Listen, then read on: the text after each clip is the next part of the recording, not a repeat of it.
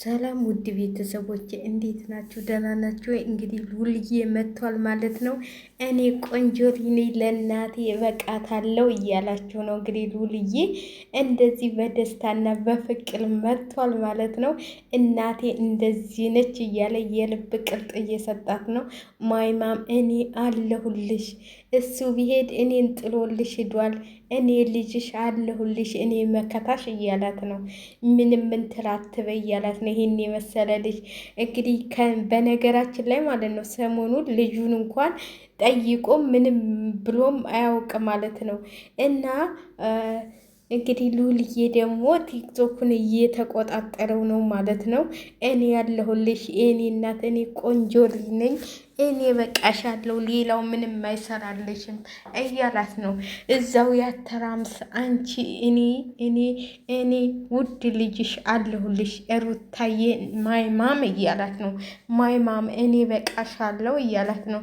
ስለዚህ እንግዲህ ሩታዬ ደግሞ ሉልዬ በቃሻል ማለት ነው። ከሉልዬ ጋር ጊዜሽን አሳልፊ፣ ለልጅሽ ጊዜ ስጪው ማለት ነው።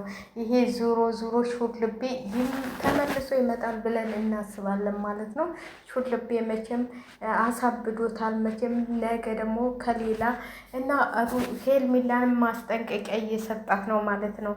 አንቺ ከህይወታችን ውጭ የኔን እናት ላታሸንፊ አትጀምሪ ብሏታል። እኔ ደግሞ አንድ ትንሽ ከፍ ስል አንቺን እኔ ልክ አስገባሻለሁ። እናቴን እንዳበሳጫችኋት፣ እናቴን እንደዚህ እንዳቃጥላችኋት ባላቃጥላችሁ እያላቸው ነው።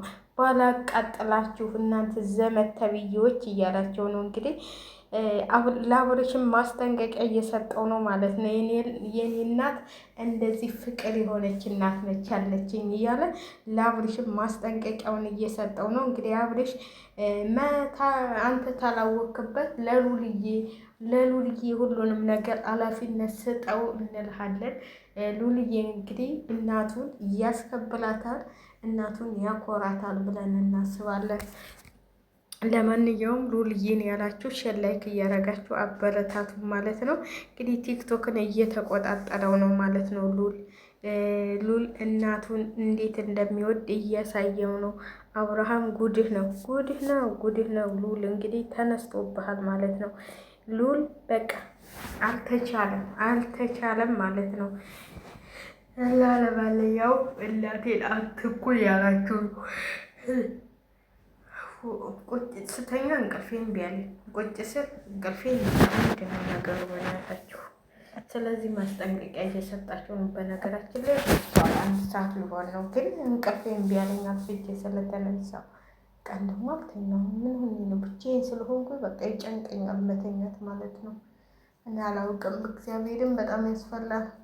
ለማንኛውም ሉልዬ አይዞህ በርታ ነው የምንለው። በርታ እናንተ። ወይኔ ጉዴ! ግን እንደ ኢትዮጵያ ብቻችን እንደዚህ ይህንን ያህል ቤት ይዘን እንቀመጣለን? በስመ አብ ወወልድ ወመንፈስ ቅዱስ። ረገድ ብቻ ድባኔ አልፈለግም። በጣም ከባድ ነው ብታው፣ ጭንቅ ነው የሚለው ቀን ራሱ። በስመ አብ እንዴት እንደሚከብድ ወይኔ እግዚአብሔር ይቀራ እንደሆነ እንጃ። በስመ አብ። እኔ ደግሞ ብቻዬንማ ያልለመድኩም እንደዚህ አረብ ሀገርም ብኖር እኔ ብቻዬን ተቀምጬም ውሌም አድሬም አላውቅም። እግዚአብሔር ግን በስመ አብ ምን አይነት ቤት እንዳመጣኝ አላውቅም። ለማንኛውም እግዚአብሔር ያውቃል። አንድ ግቢ ብቻዬን በስመ አብ ወልዶ መንፈስ ቅዱስ። በዛ ላይ ደግሞ እንተልተላለች እግዚአብሔርን። እኔ ሆንስ አስጠላኝ። እንዲሁ በሰላም መታ ቤቷን በተረከበችኝ እግዚአብሔርን ሉልዬ ለስተሆን እኮ ቁጭ ብዬ አላውቅም። ብታው ዘንድ ግን እንቅልፍ እምቢ አለኝ። በቃ ብቻዬን ጭንቅ ይለኛል። ብታው ጭንቅ በስመ አብ ወወልድ ወመንፈስ ቅዱስ መብርሃን እንደው አማን